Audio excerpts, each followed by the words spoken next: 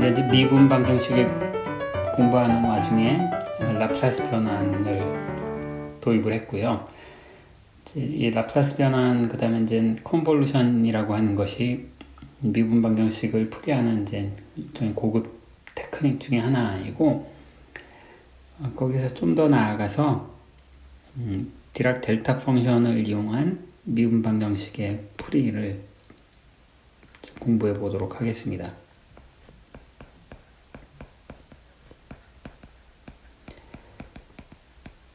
사실 디락의 델타 펑션은 노테이션 이렇게 쓰이는데 주로 이제 책에서 시간의 함수로서 많이 표현하기 때문에 이제 t라는 변수를 쓸게요. 앞선 강의에서도 디락 델타 펑션의 아주 기본적인 내용을 간단하게 소개해 드렸고, 그 내용을 쪽지 시험에서 반영을 하고 그랬었죠. 자, 우선 이제 물리를 다룰 때 이제 디락 델타 펑션이 굉장히 유용한데, 이제 왜 이런 게 유용해지는지를 한번 물리적인 백그라운드를 먼저 소개해 드리도록 하겠습니다. 고전역학을 한번 생각해 보는 거예요. 뉴턴의 운동 방정식에 이제 결정이 되는 뉴턴의 역학을, 고전역학을 생각합시다.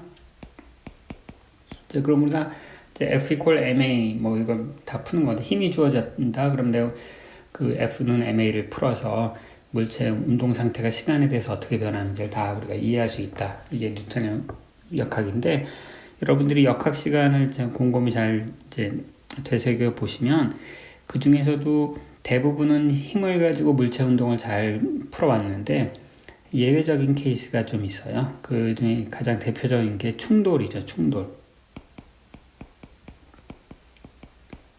자, 당구공이 2차원 평면에서 만나서 튕겨서 나갔다. 그럴 때 뭐 걔네들 사이에 운동량이 어떻게 변하고, 그 다음에 운동 방향이 어떻게 변하고, 뭐 이런 문제들. 근데 이런 충돌을 풀 때 여러분들이 힘이 어떻게 된다 이런 거 풀어보셨나요? 그런 거 전혀 고려하지 않았죠. 힘 같은 건 고려하지 않았고, 그냥 운동량 보존 법칙이라든가 아니면 이제 역학적 에너지 보존 법칙에 의해서만 이런 충돌을 다 풀었어요. 그렇죠? 근데 그럼 충돌이 과연 무엇이냐? 충돌이라고 하는 건 뭐 여기 이제 야구공이 이렇게 있고요. 야구 배트가 이렇게 있다. 그럼 이제 야구 배트를 이제 휘두르면 여기서는 둘이 이제 박치기가 일어나서 이 야구공이 이렇게 들어왔던 게 이제 이렇게 튕겨나가죠. 이제 이런 게 충돌 현상이죠. 충돌 현상. 그럼 이 충돌의 근원이 무엇이냐? 충돌의 근원은 야구공의 탄성과 그 다음에 이제 야구 배트의 탄성에 의해서 이런 반발력이 생겨나는 거고, 그럼 탄성은 왜 생기는가? 탄성의 근원이라고 하는 건 뭐냐면 사실은 이제 그 쿨롱 인터랙션이에요. 자, 모든 물질은 원자로 이루어져 있고 원자는 또 전하를 띈 그런 기본 입자들로 구성되어 있잖아요. 그러니까 다 전하를 띠고 있으니까 그 전하들 사이에 쿨롱 반발력이 작용을 해서 이제 이런 것들이 탄성의 형태로 이제 우리 눈에는 나타나는 거예요. 그런데 우리가 이런 현상을 다룰 때 쿨롱의 그 전자기적인 힘이라든가 이런 거 전혀 고려하지 않았죠. 심지어 힘이 얼마다 이런 것도 고려하지 않았고, 이제 왜 이 충돌에서는 이제 그런 걸 고려하지 않았냐면은, 이 충돌은 사실은 어떤 엄밀한 데피니션이 있는 건 아닌데, 충돌이라는 건 대략 그런 물리적인 현상이 일어나는데 걸리는 그 시간이 있을 텐데, 그 시간이 매우 짧은 순간에 일어나는, 심지어 0으로 가는 극한에서 0이라고 봐도 무방한 그 정도의 짧은 시간 동안에 강력한 힘을 교환하는 현상을 그냥 충돌이라고 그냥 흔히 부르는 거예요. 그러면 자, 처음에 물체 운동량이 야구공이죠. 이 경우엔 MV1으로 왔는데, 그러면 이제 이 충돌이 다 끝난 후에는 얘 물체 운동량이 mv2가 됐겠죠. 그러면 이 시간의 함수로 물체 운동량을 이제 생각을 해보면 그림을 그려보면 여기 t가 이렇게 있고요. 여기가 이제 충돌 전과 여기가 충돌 후예요. 충돌이 일어난 순간, 충돌이 일어나서 충돌이 완전히 끝난 순간, 그러면은 물체 운동량은 충돌 전에는 힘을 받지 않았으니까 이런 등속 운동 혹은 이제 운동량이 변하지 않은 그런 운동을 하다가 이 안에서는 이제 엄청나게 복잡한 이제 그런 일들이 막 벌어져 가지고 충돌이 끝난 후에는 그런 이제 것들이 다 해결이 돼서 물체 운동량이 이제 이렇게 되는 거죠. 이게 MV1에서 MV2가 되는 거죠. 그렇죠? 이 빨간 빛금으로 쳐진 그 순간에는 우리가 도저히 기술할 수 없는 그런 복잡한 그런 힘을 교환하는 그런 이벤트들이 일어난 거예요. 그럼 이거 얘를 힘으로 한번 표시를 해봅시다. 힘이라고 하는 건 뭐냐면 뉴턴 법칙이라고 하는 것이 물체에 작용한 힘은 F는 자, 편의상 지금 다 1차원만 생각할게요. 힘은 뭐냐면은 dTd 운동량의 시간에 대한 변화죠. 그러면 힘을 한번 그림을 그려보면 배트에 의해서 야구공이 받은 그 힘의 크기를 한번 표시를 해보면 자, 여기가 T0 충돌 전, 여기 충돌 후. 충돌 전에는 물체 운동량이 이제 일정하니까 힘이 없죠. 아직 배트로부터 힘을 안 받았죠. 충돌이 다 끝났어. 그때도 힘을 안 받아요. 자, 이 내부에서는 엄청나게 이제 복잡한 힘을 막 이렇게 교환을 받은 거죠. 그쵸? 자, 내가 이 선은 어떤 선을 그림을 그렸지만 이 선은 그냥 아무 근거가 없이 그냥 그림을 그린 거예요. 그쵸? 근데 내가 이거 아무리 이 함수의 그래프의 모양을 정확히 알 수는 없지만 그렇지만 반드시 어떤 조건을 만족해야 되냐면 요 힘의 밑면적을 다 더하면 얼마가 된다? 힘 곡선의 밑면적을 다 곱하면 힘 면적의 이 밑면적을 다 더한다는 얘기 뭐예요? 이걸 시간으로 적분한다는 얘기죠. 힘을 시간으로 적분하면 이게 뭐야? 이걸 물리에서는 충격량이라고 부르고 근데 힘이 운동량의 시간에 대한 변화율이니까 얘는 델타 운동량의 변화량이 되는 거죠. 그렇죠? 그러니까 M 나중 운동량 처음 운동량. 그렇죠? 그래서 이 중간에 어떤 복잡한 그런 힘의 교환이 일어났든지 간에 그 힘은 그 짧은 시간 동안 그걸 다 적분을 하면 어떤 일정한 값이 딱 나와야 돼요. 그렇죠? 그러면 그 힘은 그 밑면적을 다 더하면 일정한 값이 나와야 되는데 우리가 그 충돌이 일어나는 그 순간은 매우 짧다라고 했잖아요. 델타 t가 심지어 0으로 가는 극한이라고 했으니까 그 힘의 절대적인 크기는 어떻게 되는 거예요? 엄청나게 크겠죠. 충돌이 일어나는 순간에. 그래서 그럼 이제 우리가 정확하게 이 힘의 시간 곡선을 알 수가 없으니까 어떤 이런 충돌 현상을 좀 더 손쉽게 기술할 수 있는 어떤 수학적인 극한이 없을까? 방법이 없을까? 그렇게 해서 생각할 수 있는 게 바로 디락의 델타 펑션이죠. 자, 디락의 델타 펑션은 어떤 성질을 만족하는 그런 함수냐면 모든 순간에 다 0이야. 모든 순간은 다 0. 모든 순간은 다 0이야. 한 순간에는 걔가 함수값이 얼마인지 몰라. 한 순간. 그게 바로 이제 충돌이 일어나는 그 순간이죠. T0에서부터 T0 더하기 델타 T 그 순간. 그런데 나머지는 다 0인데 이 정확한 한 순간에서는 함수 그래프가 어디 있는지 몰라. 그렇지만 어떤 성질이 있어라? 그 밑면적을 다 적분하면 유한한 값이 되는 그런 수학적인 이상화를 시킬 수가 있겠죠. 그렇죠? 자, 그걸 우리가 뭐라고 부르냐면 델타 펑션이라고 불러요. 델타 펑션.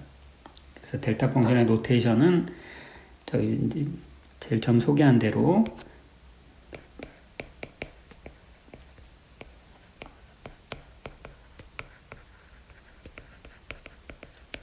자, 여기 이제 물리하는 사람들은 디락 델타 펑션이라고 부르지만 얘는 함수가 아니야. 왜냐하면 함수가 되려면 함수 값이 있어야 되는데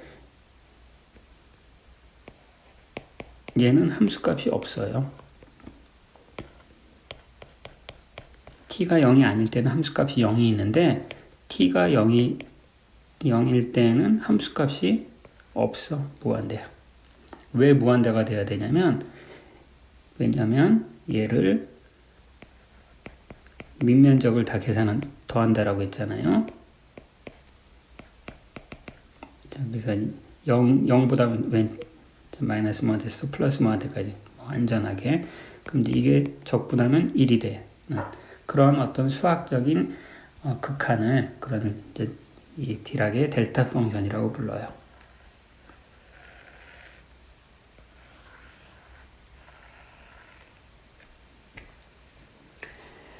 자, 그럼 이제 이런 게 있으면 저런 충돌 현상을 진짜 잘 기술할 수가 있죠. 힘이 시간에 대해서 델타 펑션으로 작용을 했어. 그럼 이제 그 함수값이 얼마인지 모르지만 다 적분하면 얼마 유한한 값이 되는데 그 유한한 값이 뭐냐?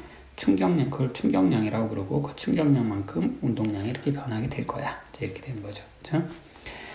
자, 제가 이제 이 극한을 디락 델타 펑션은 극한을 이용해서만 정의할 수 있다라고 했는데 함수가 아니기 때문에 그럼 이제 그 극한을 생각하는 방법은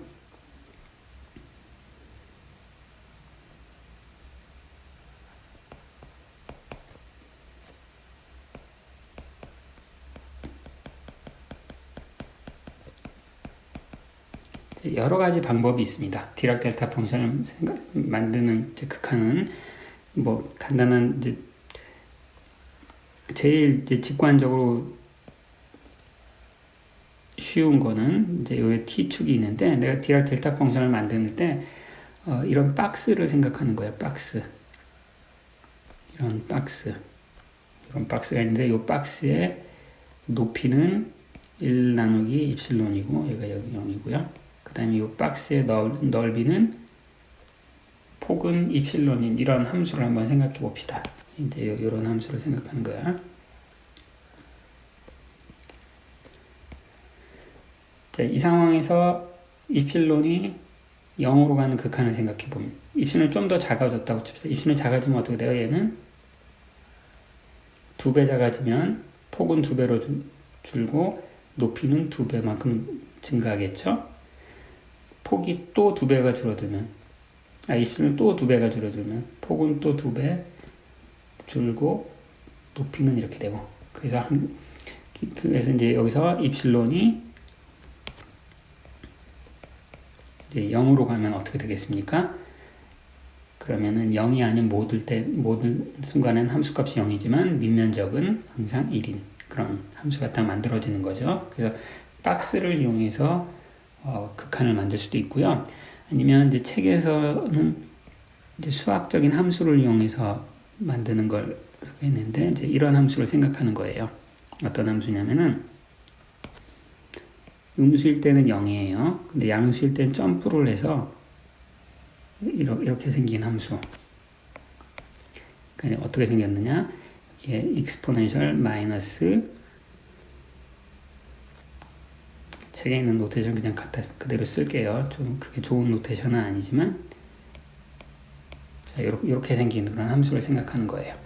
0이었다가 0에서부터 이제 점프를 해서 그럼 이제 n이 커지면 어떻게 됩니까? 요 자리가 n이 되는 거죠. 요 자리가 n이 되는 거야. t가 0일 때는. 그럼 n이 2배가 되면 어떻게 돼요? n이 2배가 되면은 얘가 이제 2배로 점프를 하고요. 그 다음에 n이 커졌으니까 지수함수는 더 빨리 감소하겠죠. 이렇게. 그 다음에 n이 4배가 됐다. 그럼 여기 4배 위로 올라갔다가 이렇게 엄청나게 빨리 이제 줄어들고 그래서 이 경우에는 이제 n이 무한대로 가는 극한. 그걸 생각하면 이제 바로 델타 펑션이 되겠습니다. 왜냐면 저기 주어진 저 함수의 밑면적은 n이 얼마가 되더라도 항상 1이에요. 적분하면 1이 되고요.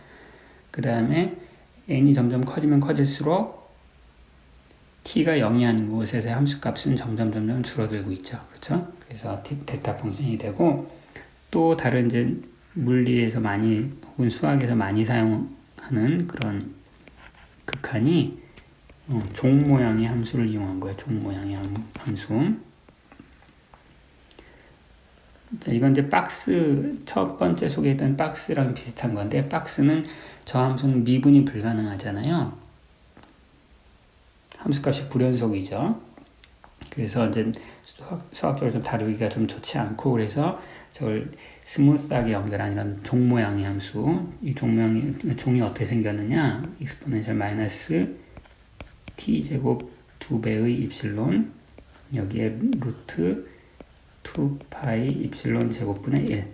자, 여러분, 요 함수, 이런 함수를 이제 가우시안 함수라고 부르죠. 가우시안 함수라고 부르는데, 얘는 입실론이 0으로 가면 갈수록 입실론이 줄어들면 어떻게 돼요?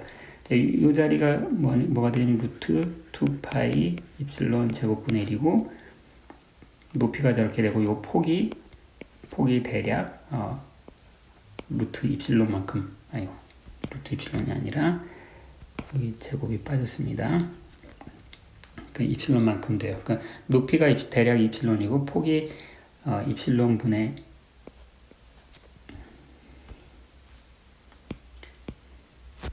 폭이 입실론이고 높이가 입실론 분의 1이기 때문에 얘도 여러분 이제 가우시안 적분하실 수 있기 때문에 저 미묘한 적도 모든 입실론에 대해서 항상 1이라는 걸 확인하실 수 있고요. 입실론이 줄어들면 이 종이 어떻게 되냐? 점점 뾰족한 종이 돼서 입실론이 0이 된다 그러면 무한히 뾰족한 이런 침이 되는 거죠. 델타 펑션이 되는 거예요. 그래서 이런 이제 수학적인 극한을 디락 델타 펑션이라고 부르고요. 그럼 디락 델타 펑션은 이제 어떤 성질을 갖고 있느냐? 아까 이제 그 디락 델타 가로속이 0이 아닐 때에는 함수값이 다 0이 되고, 그다음에 그 지점을 포함해서 다 적분하면 이제 1이 된다라고 했었고요. 또 제일 중요한 특징이 뭐냐면, 내가 디락 델타 펑션이 이렇게 있어요. 그럼 디락 델타 t 빼기 t0는 얘는 언제만 0이 안 되는 거야? t가 t0일 때만 0이 안 되는 거죠. 그렇죠? 여기다가 내 어떤 함수를 딱 곱해서 모든 영역에서 다 적분을 해. 그럼 얘가 얼마가 될까요? 얘가 얼마가 되냐면, 자, 이 적분은 뭐냐? 원래 phi t라는 함수를 곱했는데 내가 t에다 t0를 이렇게 대입해도 아무 상관이 없어요. 왜냐하면 이 함수의 특징은 t가 t0가 아니면 다 0이잖아요. 0은 적분해봐야 아무 소용이 없잖아. 그러니까 내가 얘가 0이 되는 그 순간에서는 어차피 뭐 내가 뭘 적분한다고 주장을 해도 아무 상관없어요. 그렇죠? 여기다 phi t를 적분하라고 했는데 내가 그냥 phi t 안 하고 phi t 제로라고 해도 돼. 왜냐하면 t가 t0가 아니면 다 0이기 때문에, 적분이 다 0이기 때문에 내가 올바른 값을 곱해서 0을 만드나 그냥 아무 값을 곱해서 0을 만드나 아무 상관없잖아요. 그렇죠? 어차피 다 0인데 그 왜 하필이면 t0냐? t0 때에는 t가 t0가 될 때에는 그때는 그런 조작을 함부로 할 수 없죠. 그렇죠? 왜냐하면 그때는 디락 델타 펑션이 0이 아니니까 내가 이거 0이 되니까 내가 아무거나 써도 돼. 그런 말을 못 한단 말이야. 그렇죠? 그래서 그렇지만 그렇기 때문에 이제 여기다 t0를 써도 아무 상관이 없는 거죠. 그렇죠? 자, 그럼 이제 얘는 적분과 무관한 상수니까 적분 바깥으로 나갈 수 있죠. 그럼 남는 건 델타 펑션 적분, 이제 델타 펑션 적분은 1이라고 했잖아요. 그래서 이제 phi t0야. phi t0. 그래서 이제 이 디락 델타 펑션은 우리가 어떻게 이해하면 좋냐면 얘는 오퍼레이터라고 생각하면 돼. 디락 델타 펑션은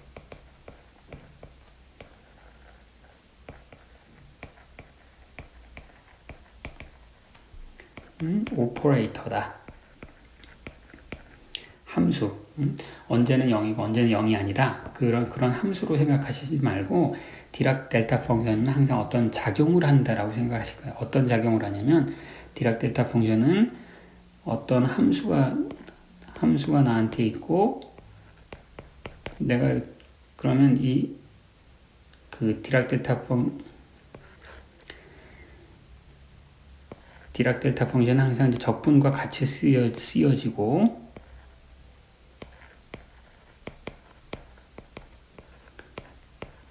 그걸 어떤 함수에다 이렇게 작용을 하면 무엇을 만들어주는 숫자를 만들어주는 이런 오퍼레이터다 이렇게 생각하시면 되겠습니다. 디락 델타 펑션은 이 적분 오퍼레이션을 해주면 어떤 함수를 숫자로 만들어준다 이렇게 생각하시면 되겠고 몇 가지 이런 적분에 관련된 이런 것을 이용해서 이제 라플라스 변환도 이제 생각할 수 있는데 라플라스 변환.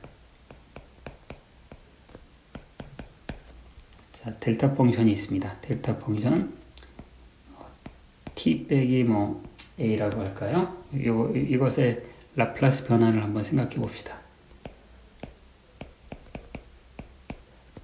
자, 얘는 0에서부터 무한대까지 함수 그 다음에 exponential pt 자, 이걸 다 적분하는 거죠. 그렇죠? 자, 그러면 이제 얘는 델타 펑션의 특징에 의해서 t에 대한 적분인데 그러면 이제 t 자리에다가 델타 펑션이 0이 되는 a를 대입하면 되겠네요. 그래서 얘는 마이너스 p a가 되겠구나 라고 생각하면 안 되고 단 언제 a가 양수일 때만 되는 거죠. 그렇죠? 그럼 a가 음수일 때는 어떻게 될까요? a가 음수일 때는 얘는 0이지. 자, 왜냐하면 요것이 0이 될 때만 적분이 살아남는데 t가 음수면 그러니까 a가 음수면 이 적분 0에서부터 무한대까지라는 적분 구간 바깥에 있는 거잖아요. 델타 펑션이. 그래서 이걸 좀 조심해 하셔야 되고 그래서 이걸 이제 유식하게 쓰는 방법은 구간에 나뉠 때 이걸 쉽게 표시하는 방법은 PA 자, 이러면 되겠네요. 이런 함수 뭐라고 부른다고 했죠? 헤비사이드 스텝 펑션이라고 부른다고 했죠? 괄호석이 양수일 때만 1, 음수일 때는 0이 되는 그런 함수. 그렇죠? 자, 이 디락 델타 펑션은 몇 가지 수학적인 성질들이 있는데 그건 이제 차차 계속 공부하기로 하고요. 이제 다시 이제 이 수학적인 데피니션을 소개해 드렸고 다시 이제 물리로 돌아와서 이게 이제 델타 펑션이 이제 굉장히 유용해요. 물리에서. 이제 그 중에 한 유용한 예가 뭐냐면은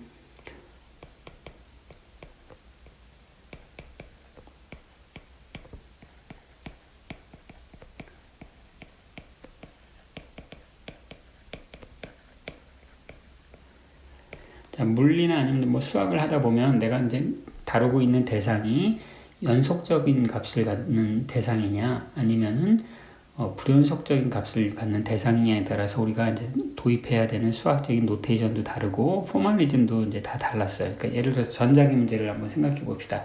전자기 문제에서 1차원 전자기 문제를 한번 생각해 볼게요. 점 전화가 이렇게 있다.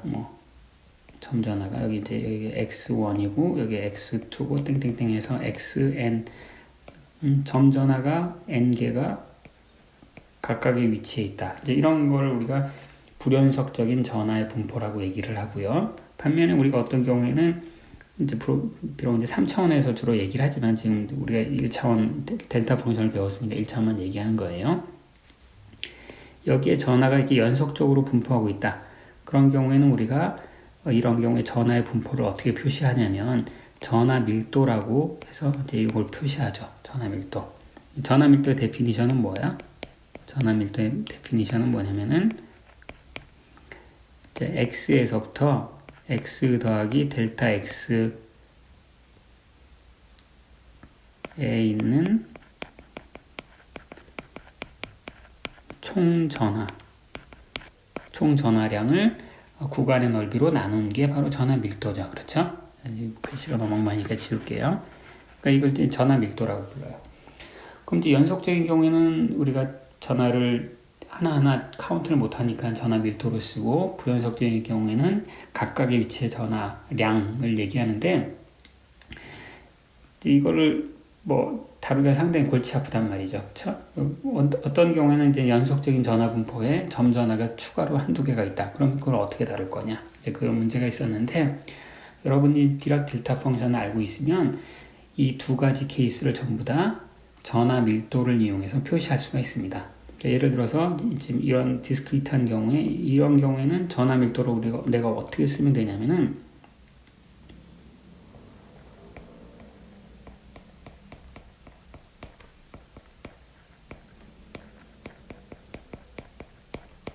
자, 요것이 바로 전화 밀도가 돼요.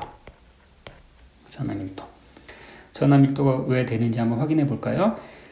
자, x가 xi에 하나도 해당되지 않는다고 칩시다. 그러면은 지금 이 물리적인 상황에서의 전화 밀도가 0이죠. 이런 데서 전화 밀도가 얼마야? 0이죠. 전화량이 없으니까. 전화 밀도는 단위 구간에 포함된 총 전화 나누기 구간의 넓이라고 했는데, 여기 구간의 넓이는 얼마 있지만 전화량은 하나도 없잖아. 그러니까 0이죠. 그렇죠?